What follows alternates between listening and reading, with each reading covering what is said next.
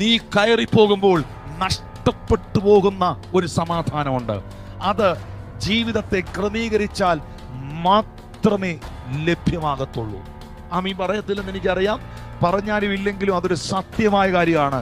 നിങ്ങൾ എത്ര പ്രാർത്ഥിക്കുന്ന വ്യക്തിയാണെങ്കിലും, നിങ്ങൾ എത്ര വലിയ ശക്തനായ വ്യക്തിയാണെങ്കിലും, സകലതും ശബ്ദവും ഉചിതവും ക്രമവുമായി നടക്കട്ടെ എന്ന് തിരുവെടുത്ത് പറയുമ്പോൾ, ആമീൻ, നന്മയ്ക്ക് ജ്ഞാനികളും തിന്മയ്ക്ക് അജ്ഞന്മാരുമായിരുന്നു കൊണ്ട് നിർത്തേണ്ടതിനെ നിർത്തേണ്ടടുത്ത് നിർത്തി, യെസ് എന്ന് പറയേണ്ടടുത്ത് യെസ് എന്ന് പറയുകയും നോ എന്ന് പറയേണ്ടടുത്ത് നോ എന്ന് പറയുകയും ചെയ്യുമ്പോൾ എഫെസ്യർ 3:20 പറയുന്നു, സമാധാനത്തിന്റെ ദൈവം സാത്താനെ ഇവന്റെ കാൽ കീഴേ മെതിച്ചു കളയും.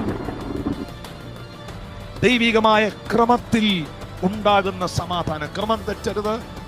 ദൈവം എല്ലായിടം വെച്ചിരിക്കുന്ന ഒരു ക്രമമുണ്ട്. ആ ക്രമത്തിൽ നിന്ന് പോയാൽ അതിക്രമമാകും, അതിക്രമം അക്രമമാകും. ആ ഓർഡർ തെറ്റിക്കും.